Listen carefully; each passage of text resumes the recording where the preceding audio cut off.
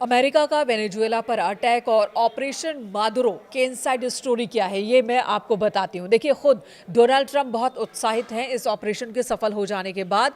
हैरत अंगेज सैन्य ऑपरेशन में वेनेजुएला के राष्ट्रपति निकोलस मादुरो को उनके किले से उठाने के बाद इतने ज्यादा एक्साइटेड हो गए अमेरिकी राष्ट्रपति डोनाल्ड ट्रंप कि उन्होंने खुद मीडिया के सामने आकर इस पूरे ऑपरेशन की जानकारी दी। उन्होंने बताया कि बीते 4 दिनों से इस कार्रवाई की वो तैयारी कर रहे थे। मौसम सही न होने की वजह से ये मामला लंबा गया, यानी कि ऑपरेशन को शुरू करने में देरी हो गई। शनिवार को मीडिया से उन्होंने कहा कि अमेरिकी ऊर्जा कंपनियां वेनेजुएला के तेल क्षेत्र में बड़ी भूमिका निभाएंगी। तेल उद्योग को लेकर ट्रंप ने यह भी कहा कि अमेरिका की तेल कंपनियां दुनिया की सबसे बड़ी और सबसे बेहतरीन हैं और वे वेनेजुएला के तेल सेक्टर में गहराई से जुड़ेंगी। देखिए, साफ है, पहले भी कहा जा रहा था कि वेनेजुएला को लेकर अमेरिका बार बार जो अटैक करने की धमकी दे रहा है उसकी वजह तेल ही है। हालांकि ट्रंप ने जब अमेरिकी राष्ट्रपति को उठाए जाने के बारे में जानकारी दी तो उन्होंने कहा कि ऐसा इसलिए किया गया क्योंकि वेनेजुएला अमेरिका में लगातार प्रतिबंधित दवाओं को सप्लाई कर रहा है, नशे को बढ़ावा दे रहा है और अमेरिका के खिलाफ कई तरह के आतंकवादी कदम उठा रहा है। अमेरिका के खिलाफ हथियारों का भंडारण कर रखा है वेनेजुएला ने, जिसकी वजह से उस पर कार्रवाई की गई है। लेकिन अब ट्रंप के जो बयान आ रहे हैं उससे साफ है कि तेल एक बड़ा मुद्दा था, है और आगे भी रहने वाला है। अमेरिका और वेनेजुएला के बीच ये जो कुछ भी हो रहा है उसके पीछे आपको बता दें, इस ऑपरेशन को लेकर ट्रंप ने और क्या क्या जानकारी दी है। ट्रंप ने कहा कि उन्होंने खुद इस ऑपरेशन को लाइव देखा है। जी हां, उन्होंने कहा कि मैंने लाइव टेलीकास्ट की तरह इस पूरे ऑपरेशन को देखा और इस वीडियो को देखने के बाद दुनिया का कोई भी इंसान यही कहेगा कि अमेरिकी सेना जितना तेज कोई भी नहीं है। अमेरिकी सैनिकों की उन्होंने तारीफ की और इस पूरे ऑपरेशन को सफल हो जाने का श्रेय उन्होंने अमेरिकी सैनिकों को दिया है, उनकी रणनीति को दिया है। अब वेनेजुएला का क्या होगा, तो इस पर उन्होंने साफ किया कि अमेरिका इस क्षेत्र में सक्रिय रूप से शामिल होगा। ट्रंप ने कहा कि इसकी तुलना अफगानिस्तान से नहीं की जा सकती, जहां अमेरिका पूरी दुनिया में मजाक बन गया था। हमने वेनेजुएला में ऑपरेशन जो किया है वो पूरी तरह से सफल है। अब अमेरिका मजाक नहीं है। उन्होंने कहा कि अमेरिका के पास दुनिया की सबसे बड़ी और सबसे ताकतवर सेना है। उन्होंने ये भी कहा कि सैनिकों की बहादुरी और पेशेवर रवैया देखकर उन्हें रोकना मुश्किल हो रहा था। वेनेजुएला में अगली सरकार को लेकर ट्रंप ने कहा कि इस पर फैसला किया जा रहा है और अमेरिका कोई जोखिम नहीं लेना चाहता। उन्होंने संकेत दिए कि सत्ता हस्तांतरण में अमेरिका की अहम भूमिका रहेगी। ट्रंप ने बताया कि मादुरो बेहद सुरक्षित राष्ट्रपति भवन में मौजूद थे, जो किले जैसा था। उनके मुताबिक मादुरो एक सुरक्षित कक्ष तक पहुंचने ही वाले थे, लेकिन उससे पहले ही अमेरिकी बलों ने उन्हें तेजी से कार्रवाई की और पकड़ लिया, उन पर काबू पा लिया।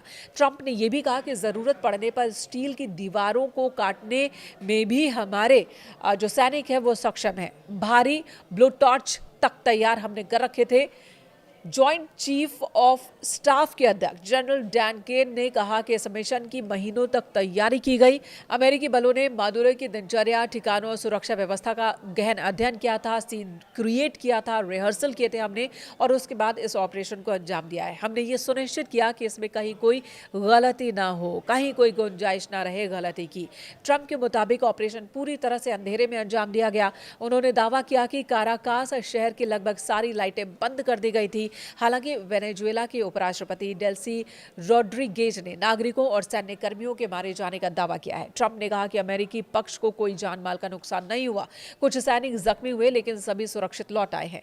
इस अभियान को ऑपरेशन एब्सोल्यूट रिजॉल्व नाम दिया गया, जिसमें 150 से ज्यादा विमान, लड़ाकू जेट, बॉम्बर और ड्रोन शामिल थे। अब सवाल है कि मादुरो का क्या होगा। तो अमेरिकी युद्धपोत से मादुरो और उनकी पत्नी सिलिया फ्लोरेस को अमेरिकी सैनिक न्यूयॉर्क लेकर पहुंचे।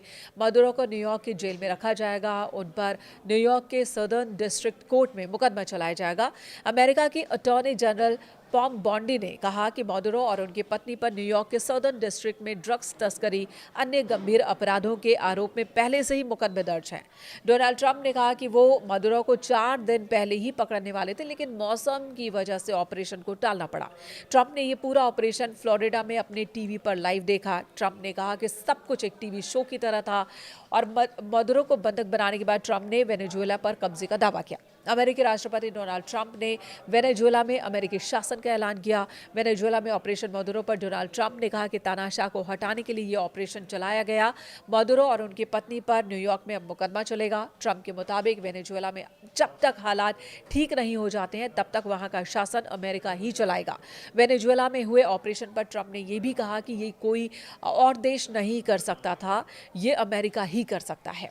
इतना ही नहीं, ट्रंप ने चेतावनी दी कि अगर जरूरत पड़ी तो अमेरिका दूसरा बहुत बड़ा हमला भी कर सकता है। ट्रंप ने कहा, हम तब तक देश चलाएंगे जब तक कि हम एक सुरक्षित और सही समझदारी भरा बदलाव नहीं ले आते हैं। इसलिए हम नहीं चाहते कि कोई और इसमें शामिल हो और हमारे सामने वही स्थिति हो जो पिछले कई सालों में थी। हम वेनेजुएला के महान लोगों के लिए शांति, आज़ादी और न्याय चाहते हैं। उधर न्यूयॉर्क सिटी के मेयर जोहरान ममदानी ने वेनेजुएला के राष्ट्रपति निकोलस मादुरो को पकड़ने के लिए की गई अमेरिकी कार्रवाई को एक्ट ऑफ वॉर बताया।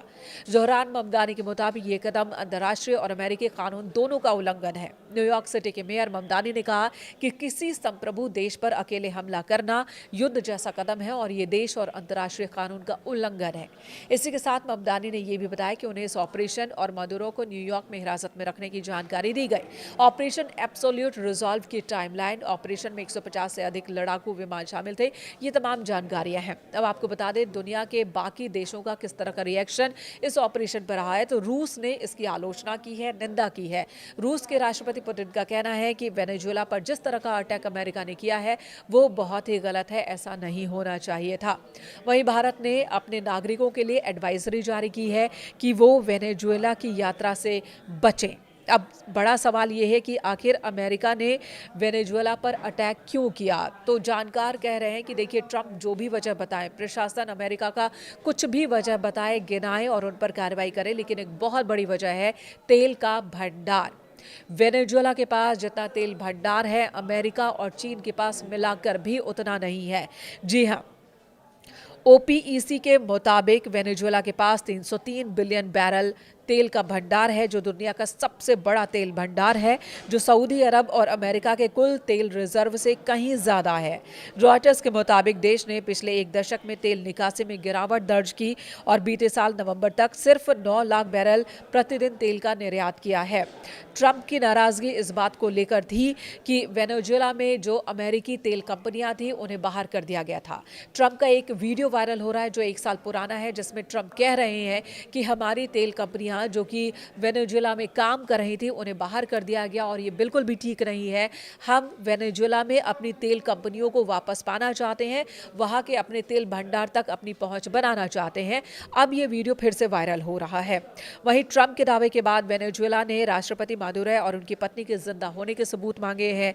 वेनेजुएला की ओर से डिमांड की गई है कि वो बताएं कि वेनेजुएला के राष्ट्रपति को, उनकी पत्नी को कहां रखा गया है, वो सुरक्षित हैं या नहीं है। इसी बीच अब सवाल ये हो रहा है कि वेनेजुएला की बागडोर क्या किसी और के हाथ में दी जा सकती है। देखिए, ट्रंप तो कह रहे हैं कि अमेरिका ही वहां का प्रशासन चलाएगा जब तक कि कोई सुरक्षित हाथ नहीं मिल जाता।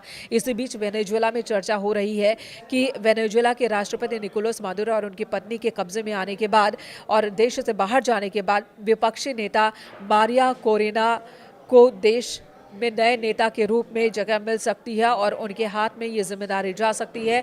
उन्हें आयरन लेडी के नाम से जाना जाता है।